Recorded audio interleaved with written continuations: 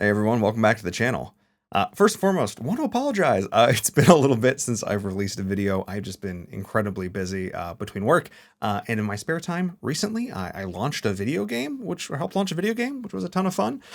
So just been a very busy time, and I just have not been able to read nearly as much as I would have liked. So my TBR is stacking up in a big way, but hopefully things are calming down a little bit, so I'll have just that little bit more time to read and produce content. I've already got a bunch of stuff filmed, so there should be more coming out on the channel in the coming weeks.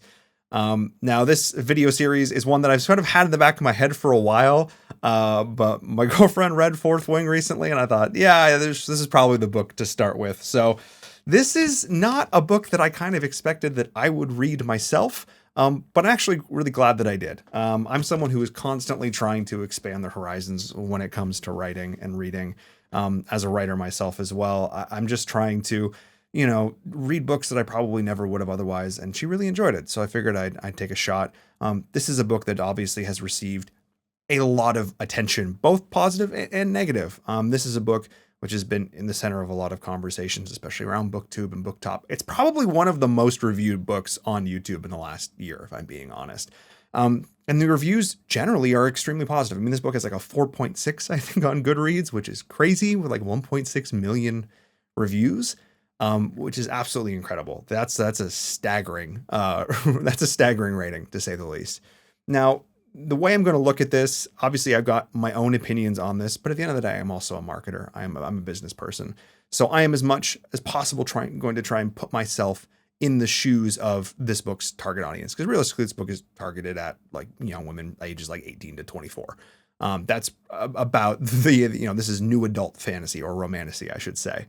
And trying to sort of balance what is my initial first impression versus, okay, knowing this is targeted at a specific group, does this make more sense? So that's kind of the scales that I'm going to be trying to weigh as I go throughout this. So all that being said, as a guy who hasn't really read romance, but who has read a lot of fantasy, what did I think of Fourth Wing? It was pretty good. It was all right. It was solid. I don't know. I have feelings about the book for sure, but no, I think it was fine. I think there were a lot of people who just said, no, this was a romance book with a slap of fantasy paint. And people got like really mad about it. And I don't really get that, if I'm being honest. I think, yes, the book definitely had its issues. And I think there was some, maybe some potential plot point stuff. And then I think there's some errors in execution. But I think from like an idea and conception standpoint, wow, this book was lightning in a bottle, to say the least. This book did such a fantastic job of combining so many trends and tropes that were on the rise in the world of romance and fantasy, and it put them together in a really fun and creative way. And while the individual components and pieces of them may not be super unique or original, the way they were blended together clearly resonated with people in a really meaningful way. Whether intentionally or unintentionally, this book was like, I can just imagine being the agent sitting down and reading the manuscript of this and going like, oh my God, like knowing what you've got sitting in front of you, because it's from like a commercial standpoint, it just did so many things right. Now, this is going to be a full spoiler review. I'm going to talk about everything. I imagine, though, if you're watching this video, you probably read the book. You're just like, what does this guy think about this? I'm curious, because I know people have very strong opinions on this book, generally one way or the other. So to start things off, again, I think the overall core world building elements of this were very strong. I think the sort of the backdrop of the world was interesting to me. The different countries, the sort of root of the conflict, and then going into this academy, this dragon school, this dragon rider school, to say it simply. I think the idea of the different quadrants and the scribes, and the idea that people are sort of set upon these life paths and are sort of expected to fill a function in society. And obviously then again, when people aren't doing that, or are sort of forced down a different path, how that goes. I thought that was all super cool. I do really think that Rebecca Yarros did a very good job of sort of putting herself on rails a little bit, which is a bit of a gaming term, but putting herself on rails for the sort of the first section of this book for sure. Sort of saying, hey, it's get into school, and then it's this first year. Over the course of this year, there are going to be various challenges and things to overcome. I think putting those guideposts in place really helped solidify the plot and the through line of the first section of the book for sure. I think that really helped give the arc a really nice structure and helped us sort of get to know Violet and the rest of the characters. I think that was a really good way of doing it. I think taking some fun little things, some like obviously, dragon riding like Aragon and stuff like that. And then the idea of the different wings and having sort of these groups that are put together, very reminiscent of like Harry Potter houses as an example, the idea of us and them and giving a sense of camaraderie sort of within these different groups, albeit at a much lesser degree than like a Hogwarts house. But I still think having that from sort of a conceptual standpoint was really, really cool. I think also overall this concept of the magic system, I think this idea of the signets and the idea that you sort of channel the power through the dragon, but you manifest it. I thought that was a really fun. Normally you think it would be the other way and the dragon has this power and you get to unlock their ability. That sort of, I think, how most people would go, but it's the other way around. And the idea that this sort of symbiotic relationship and how it forms is really pivotal and unique based on who the person is. And I thought that was really, really cool and sort of that journey of self-discovery. And it obviously gives her as an author so much room to grow, like whatever power you need to fit a situation, you can put a person in there to help, back it up. And I think as someone who, doing a little bit of research, seems like she was mostly a romance writer first coming into fantasy. I thought that was a really smart way to go about it. All that being said, I do think there were, and I'll sort of start this one off the bat here, some issues for sure. I think the biggest one, and I know this is going to be the one that most people will give her crap about, is just the prose, is just the actual literal quality of the writing. I think there were definitely some moments that felt candidly just a little bit cringe. And again, I think this is where I sort of have to balance like me versus, again, the target audience. But I know I'm not alone in thinking some of those things. I think part of the problem is this book deals with some more adult themes, but really is written in a way that's more targeted away, the more simplistic language. And rather, I think, than sort of taking the time to sort of age up that language a little bit, she just was like, I'm going to make everyone say fuck a bunch. And while I do appreciate that she drops an F-bomb on the first page, so like this book isn't for kids, I think that they say fuck like 250 times and shit. Like I looked it up, it's like 177 times, which is a lot. Which is a lot. If it's a Joe Abercrombie book or something, it's like, yeah, that's fine. It's grimdark. It's what it's meant. But I think it was interesting, that was sort of her way of being like, no, this isn't for kids. This is adult. And it kind of came across a little bit edgy. I won't lie. What I really need though is I need a scoff count. How many times do people scoff in this? It's excessive. You have like one page and then the other's like multiple scoffs per page. I need a scoff count. All right. Can someone go through and control if they have the PDF somewhere? I have the physical book. We have multiple copies of this book. I need a scoff count. Someone let me know in the comments if you have an ebook version of this. But yeah, I think sort of that was my first sort of initial kind of about this. And then obviously as we get into the characters and the romance element of this, and again, this is where I think my lack of experience maybe shows through a little bit. I think Xaden was, I get it, it's for the romance girlies, but at the same time, it's just like, this is such an I think Violet's fine. Like she was good at things. She was bad at things. I think she was a well-rounded, well put together character. And then you didn't have a Mary Sue in this book. You had a Larry Stu. Who is this person? This is like perfect guy in every single way, shape, or form. I imagine the comparisons to Edward Cullen have probably been made in that regard. This like over the top character, who can do no wrong, who's the hottest person you've ever seen, and I need to count his ab muscles. And it's just like, okay, that's fine. I did really like the balance that she did with him and Dane, though. I thought that was really cool. And I think smart from like, especially if you are like a young woman reading this and you're seeing like the dichotomies of these two different guys. One is all like, I'm going to protect you, but like smothering her to the point where she's like, you're going to hold her back versus no, you need to unleash her. You need to like let her live up to her potential. And it was heavy-handed, but I think it was good in the way that you just clearly showed that dichotomy of those two characters. And I expected, honestly, there to be more of a love triangle element to this. And I was pleasantly surprised that there wasn't. Dane kind of fell off pretty quick as like an actual romance option. But what I wasn't a huge fan of is just like, realistically, Xaden has never given you a reason not to trust him. And yet this, other than like people say that he's going to kill you and he like, oh yeah, I'm totally going to kill you or something.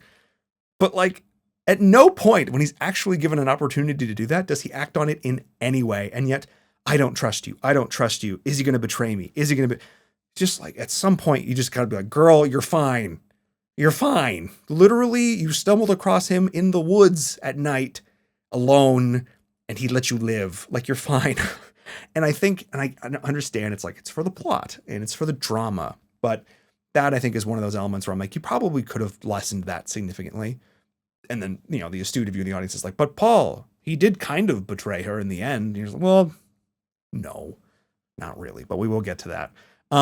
I think sort of on that note, that whole sort of the group from the Tirish Rebellion, those from Eretia and stuff like that, I think that was handled pretty well. I think the concept of it's really cool, and the idea of the apostasy and all that kind of stuff was, I mean, that's really getting into the more robust political element, and I dig that a ton. That being said, in no world that exists would an actual, and they make them out to be this way, would no competent government put the children of executed traitors in a position where they can amass incredible and immense power by bonding them to dragons. Like, in no world would you go send them into a mine somewhere. Like, in no world would you do that. And like, maybe this gets explored in book 2, because again, I haven't read book 2 yet, but like, the only thing I could think of was that it's like, well, we know if we bind them to, they'll either die, or we'll bond them to dragons and they won't betray us because the dragons won't betray us, and the dragons will kill the ones they know are traitors or something. Like, I can maybe see an argument that could be made for why you would do it, but realistically, I just don't think you ever would. So that whole thing was kind of just like again, it's so the plot can happen, but it did feel a little bit strange when you sort of are, Navarre and stuff, you're kind of led to believe that like they're actually relatively competent and they're in control. And again, they're executing this mass conspiracy, as we learn later with the Zenon and everything like that. So I don't know. It just felt kind of odd because there's, the enemy is both weak and strong. They're sort of set up to be this very competent group. And then you have that going on, which I thought was interesting. That kind of ties into sort of one of the things that I think probably, and it's a small irk, but I think it's sort of indicative of a larger problem that kind of bugged me with this, is sort of the anachronisms. I didn't care about the swearing quite as much. That didn't really bother me, but you've built this world. Again, you have these different provinces and groups and countries. You have gods that you pray to in times of stress, but she didn't commit all the way through to like days of the week or months of the year. You pray to the god of death, and yet Thursday is still Thursday. Thor's day. There is no Thor in this world.